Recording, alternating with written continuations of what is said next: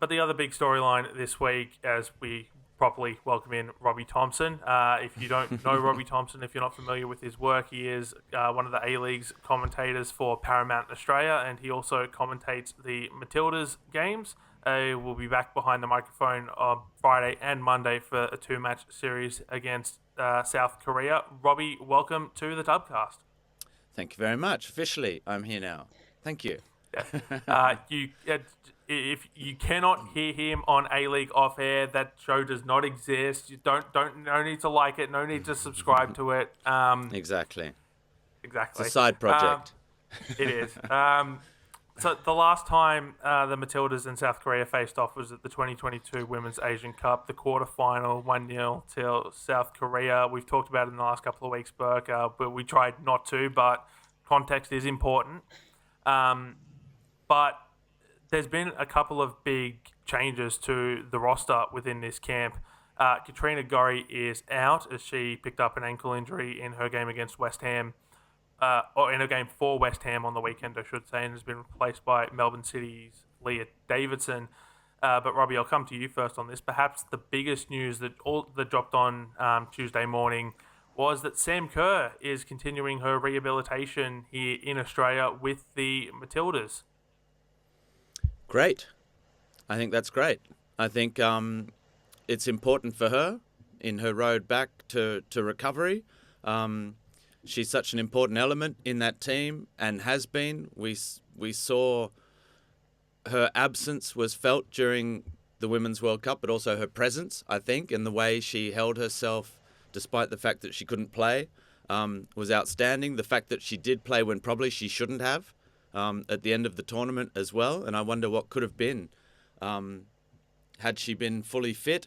Aside from everything that went on, I mean, she was found not guilty. She's here to play. We know that there was and there will be and there will continue to be lots of controversy about that. Do we want to go into that? I think, do you want opinions? Mine doesn't really count for anything. I think it's great that she's back. I think the whole thing was a storm in a teacup.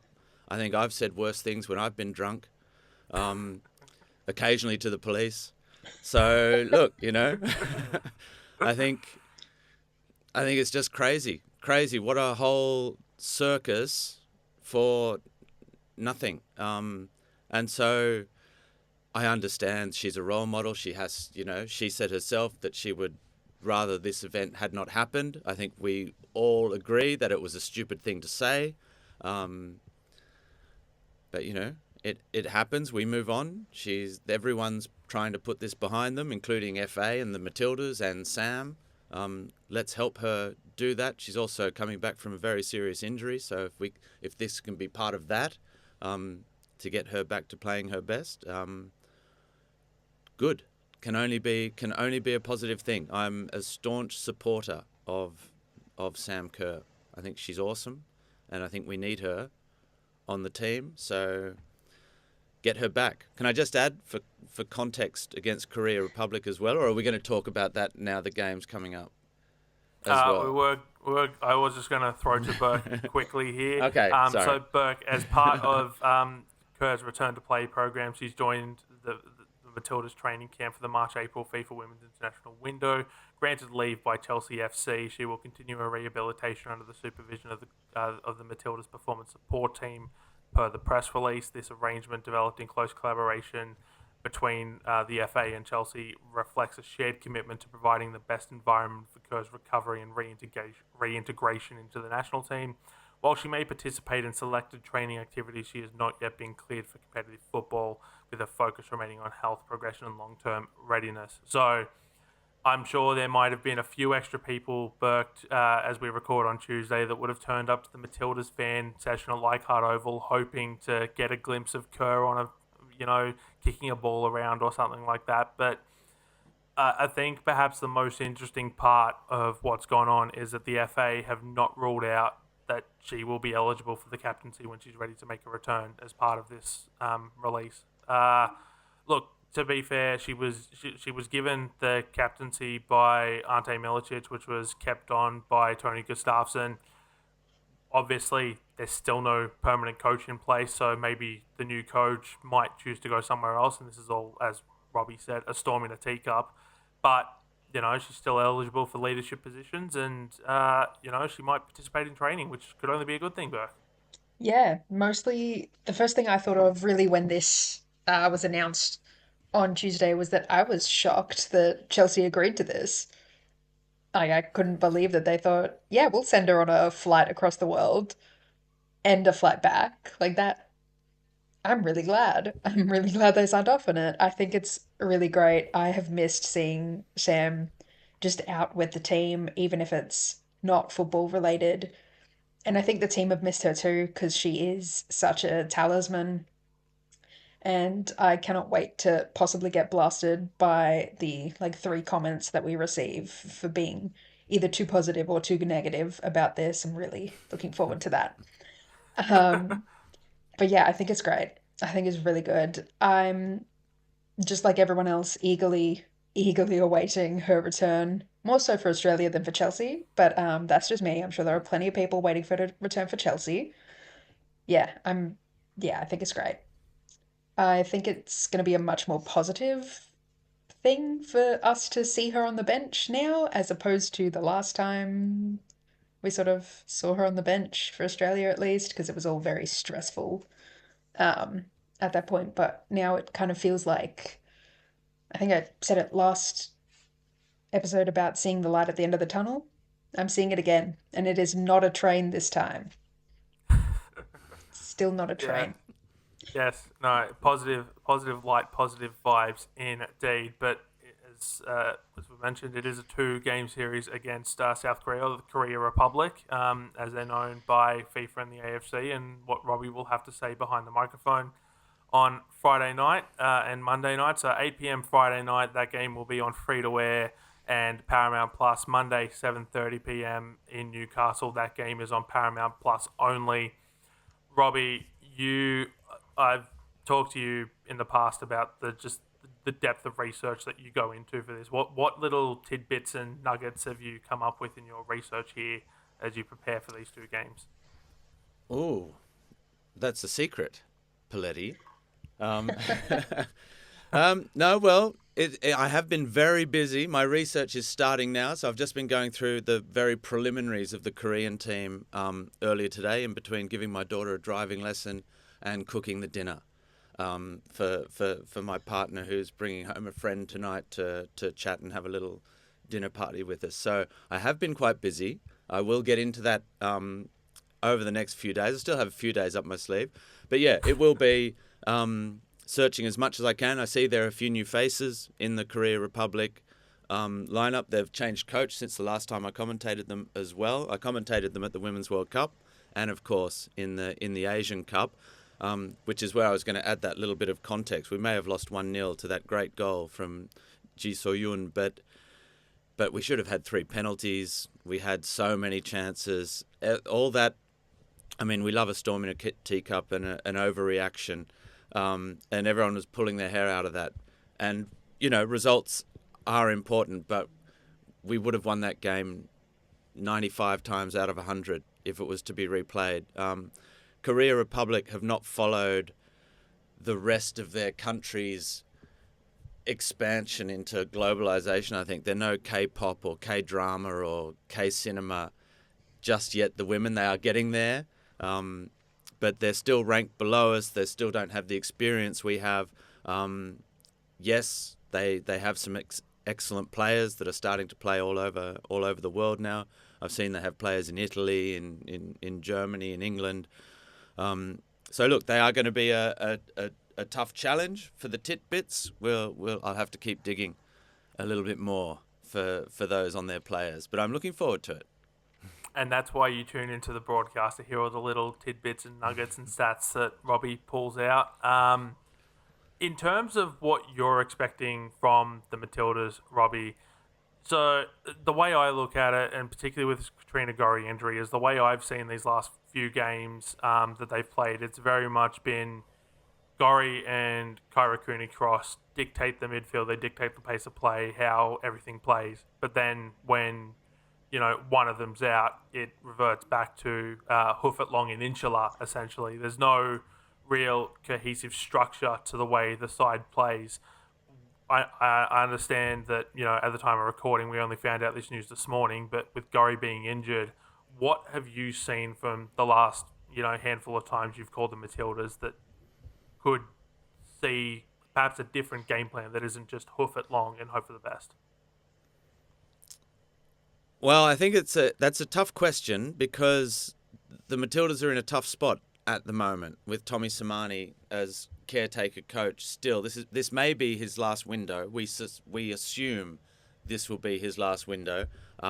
He's sort of said as much in his press conferences and the like. So in that respect, I think we could perhaps have hoped for a little bit more had he known that he would be in charge for 11 matches when he took over, instead of maybe 2 or 4, 6 at the outside, not 9 and with the She Believes Cup, and now 11 with Korea Republic. So in that respect, I think Tommy started out with his brief as get the team back on track, recovery from the Olympics, lift morale, and get everyone, as many people as available and wanting to play for the team as possible. We saw the big review of the stocks against Chinese Taipei, which was good. 2 good wins after the difficult games against Brazil. Then a revert more to form, if you like, for the She Believes Cup, which I think was understandable as well. But basically this holding pattern we're in, I think has also put the brakes on trying to instigate any sort of tactical development that we might see moving forward. I was in China when this squad was announced with the Socceroos, following the Socceroos.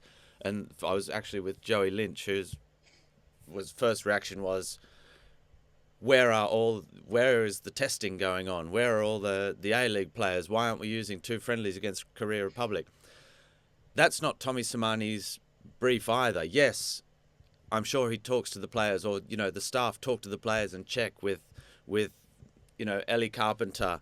You're into the Champions League semi-finals now. You're playing a lot of football. Do you want to come back, more or less, without saying, do you want to play for your country? But you also have to take into account that, this is livelihood for these players. This is their image, and they love playing for their country as well. They get paid for it. This is the whole point. So they want to play for their country as well. And Tommy Samani has to be careful about not,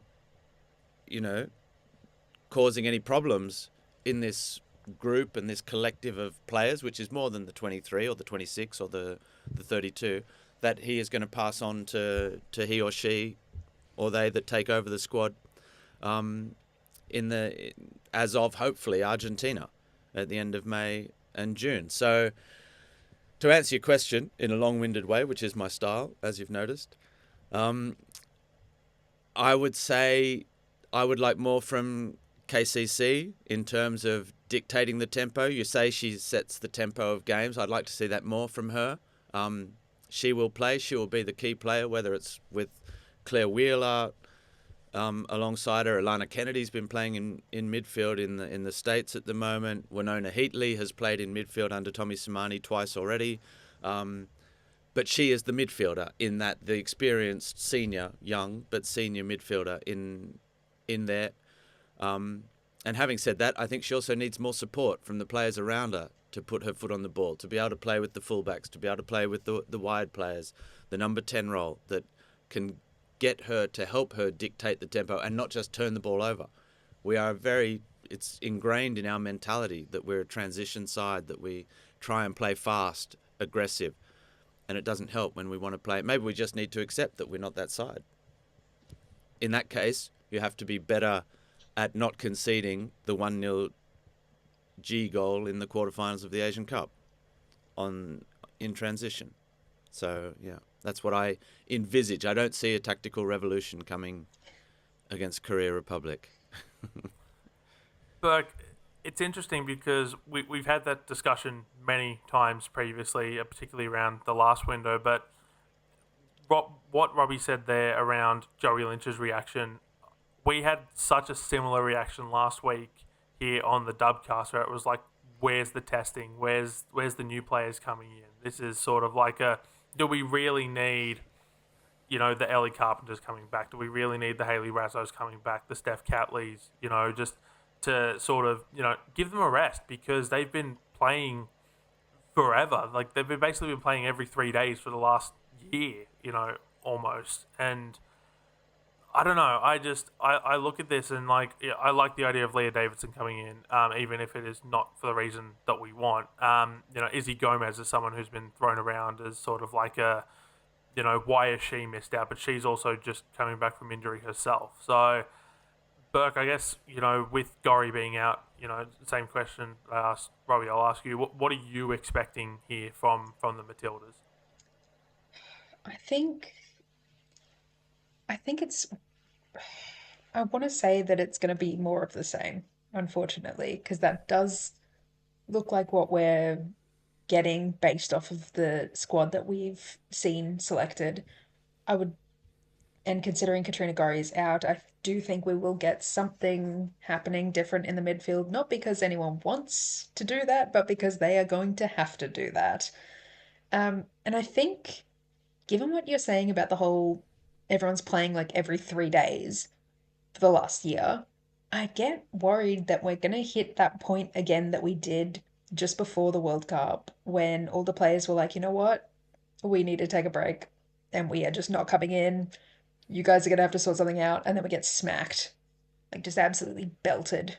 And it just sets off the general public, the people that are not fans of the women's game, but see a score and then think they can go and, drag women for existing without knowing the context.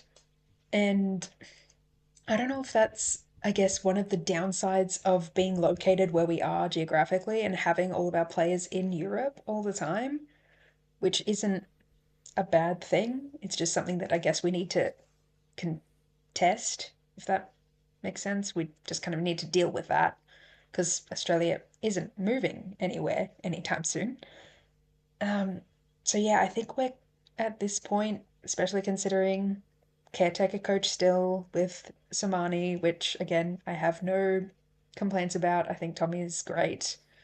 I think we are just going to see a bit more of the same. It's like it sucks because you do want to see more out of the team, and I want to see more of these players that are sort of newer faces. I want to see more of Winnie Heatley. I want to see more of Tash Pryor. I want to see more of Leah Davidson, but I don't know if that's what, well, I don't think that's what we're gonna get. As much as it's annoying, it does still lean itself to a sort of positive looking forward to the Asian Cup because it does build the relationships between the players on the team, the ones that you are expecting to see at the Asian Cup. So, like it's on a scale kind of thing. It's not an even weight, but there are still some slight silver linings. They're like really thin, but they're there. Yeah, Robbie. I mean, we saw as Burke touched on, before the World Cup. I mean, that Matildas documentary on Disney Plus. Basically, Ellie Carpenter. To paraphrase what she said, I needed a time away, and the ACL was perfect for me because it forced me to be away from, the fact that she'd been playing high level football for nearly a decade at that point without any chance to rest. I guess just looking at this window, it is another AFC side, so someone we will probably have to get past at some point to make a deep run within the Asian Cup. How important is it to essentially not try anything new in this window, and that maybe what Samani is doing is right just because this is what we're going to have to do to win the Asian Cup? Okay, well, if we're now on the road in, because this is that what you just said, Poletti, is a very, I think, Gustafsson mentality of heading into the World Cup, which was we are primed for this event. This is what we are heading for. Every opportunity, we are preparing for this month in Australia. But I think with the national team, I mean, the call for wholesale changes, I'm not or testing or experimenting, giving players an opportunity, yes. Testing and experimenting with national team, I'm not a big fan. A jersey has to be earned at that level, especially. And I mean, Burke hit on it perfectly, I think, when she said Australia is here and the rest of the world is over there. But that is also where the highest concentration of quality is. And unfortunately, with the A-League as it is, and the fact that it expanded, which meant that we didn't get as many foreign players coming in to make up their years and all that sort of thing, I think has meant that the gulf in quality has opened. There are some players, and Alea Davidson is great, but there are other examples of players playing in the local league, whether it's with the Socceroos or the Matildas, who are showing that you can step across that breach and step up in class. But it's not that easy. It's not that easy to step up to international football amongst this group. And the other way to look at it is this is the most talented generation of female footballers we've ever had. They are playing now. We're saying, it's time for change. Alana Kennedy's she's 29 or 30. I mean, we're not, preparing for getting the wheelchairs to get them off the field. They're not 36, 37. These players are still in their prime and playing, their best football. So I think we also have to have a bit of respect for what they do and what they represent. And in terms of playing an Asian opponent, I hope, that there's more chance of us getting a really good result with a tried and tested team on the field with a couple of changes, and let's see a couple of new faces and try occasionally, which is what Andy Harper always says at the end of every disappointing result on the panel is, why have we changed 6 players? Let's just change 2. Give 2 players, bring them in, get them to play within a framework, blood them in. The problem is you're only playing 12 games a year. There aren't that many opportunities to do it. If you make all the changes in one, you end up with the June window of 3 or 4 years ago in Spain and Portugal, or, what was it, Canada, the Claire Sinclair farewell game, those sort of events, which no one wants. I see the PTSD there in your eyes. Well, to be fair, I like the second game, but I think that was because Quinn scored the game's only goal, and I very much love it when Quinn does anything because they're amazing. But yeah, so it is a completely understandable point.